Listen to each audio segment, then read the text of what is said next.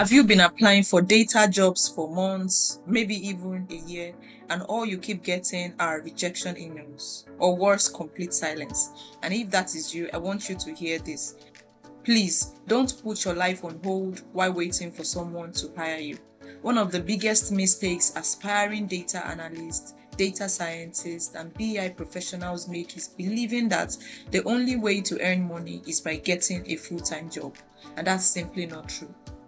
There are many ways to earn from your data skills while you are still learning and searching for your first role. In fact, some of these opportunities can eventually help you land the very data job that you've been praying for. And so in this video, I'm going to share practical ways that you can start earning with your data skills even if you're still a beginner. So let's get into it. The first way is to teach.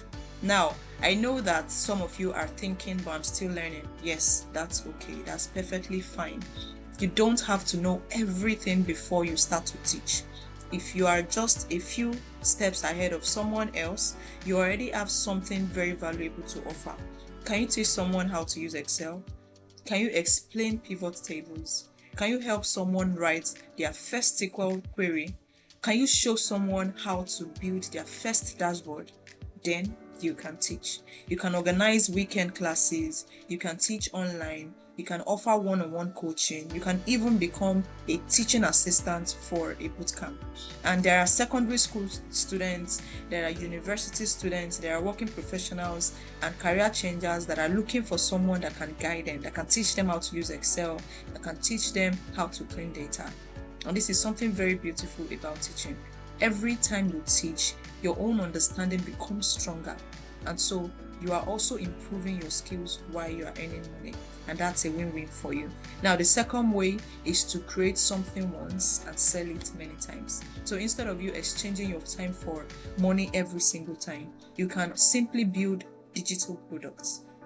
For example, you can create an Excel expense tracker. You can create a budgeting template, a sales dashboard, a church reporting dashboard, an AI dashboard, a Power BI template. You can also create a KPI tracker, a business performance dashboard. You can also create interview preparation guides, Excel cheat sheets, SQL practice questions, Power BI learning roadmaps, or data cleaning checklists. And once you've created them, you upload them on platforms where people can buy and download them instantly. And the beautiful thing is that you don't have to recreate that product every single time someone wants to buy it.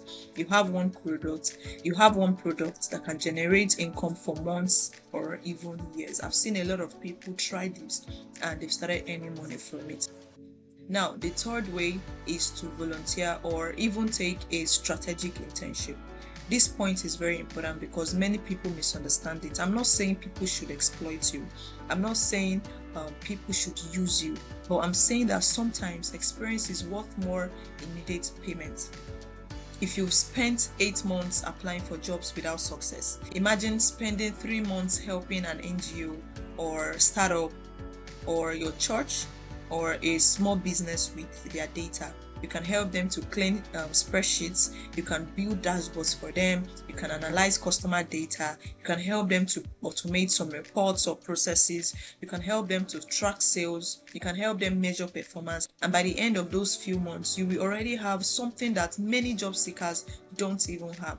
You will have real experiences, real business problems that you've solved. You would have testimonials and references. You would also have portfolio projects, and sometimes those organizations end up hiring you or referring you to someone else. And remember that employers don't just hire certificates, but they hire those people that can actually solve problems. And these problems have already been solved by the volunteering work that you have done in the time past. Now, the fourth way is to participate in competitions. One opportunity that many beginners ignore is competitions.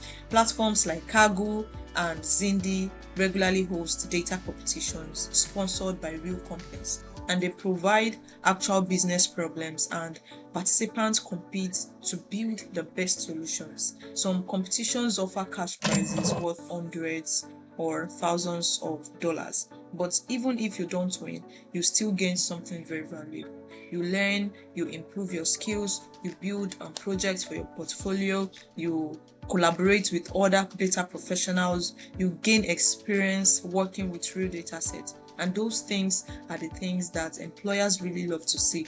Now, the fifth way is to document your learning process. And this one has changed countless careers. And I don't want you to wait until you're an expert before you start posting online. You need to document your journey. You have to share what you are learning. You have to share your project. You have to share your mistakes. You have to share your lessons. You have to post screenshots of your dashboard. Write about interesting data sets. Explain concepts that you've learned. Celebrate your small wins. And most times people think nobody cares. But consistency builds trust. Over time, people will begin to associate your name with data. Recruiters will start to notice you. Clients will start to notice you. Companies notice. Speaking opportunities come.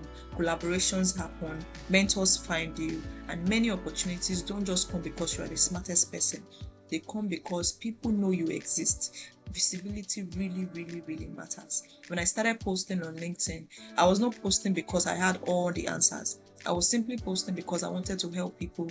I was also learning, right? Over time, those posts opened doors to speaking engagements, collaborations, partnerships, and opportunities I never applied for. That's why I always tell people that they shouldn't wait until they are experts before they become visible. Now, the sixth way is to start freelancing. One mistake many beginners make is thinking they need 5 years of experience before anybody can pay them. You don't need 5 years experience. You don't even need 2 years experience before people can start paying you. If you spend time practicing Excel, SQL, Power BI, Python skills, and you're already capable of solving problems for people. For example, you could help businesses clean messy Excel files. You can help businesses build dashboards and reports, automate repetitive reports, analyze sales or customer data, create KPIs dashboards, organize and visualize business data. The next question is usually, where do I find clients? There are several freelance platforms where businesses actively look for data professionals. We have platforms like Upwork, like Fiverr, like Contra, like freelancer.com, like People Per Hour, like TopTal. These are great places to start. You can also use LinkedIn to showcase your work and also attract directly. Now, I know getting your first client can feel overwhelming, especially if you have never freelanced before. And that's exactly why we're going to be hosting a live session this Saturday on how to land freelancing jobs as a data professional. We're going to talk about building a strong profile, how to write proposals that can actually get responses, where to find clients, and the common mistakes beginners make. So if freelancing is something you've been thinking about, I highly recommend you to join us. And I will leave the registration link in the description below. Remember, your first freelance project probably won't make you rich, but it will give you something even more valuable. It's going to give you experience, it's going to give you confidence, it's going to give you testimonials and real projects that you can add to your portfolios. And those things make it easier to win your second client and eventually land your dream job. So I want to leave you with this. Please don't measure your progress only by whether you've gotten a job. Instead, ask yourself, have I solved a real problem this month? Have I created something useful? Have I helped someone learn? Have I improved my own skills? Have I shared my work publicly? Because that's how careers are built. A volunteer opportunity becomes an experience for you. Experience becomes confidence. Confidence becomes freelance work. Freelance works becomes referrals. Referrals become employment. And one opportunity opens the door to another. So while you are applying for jobs, and yes, please keep applying. Don't sit while waiting for someone to change your life.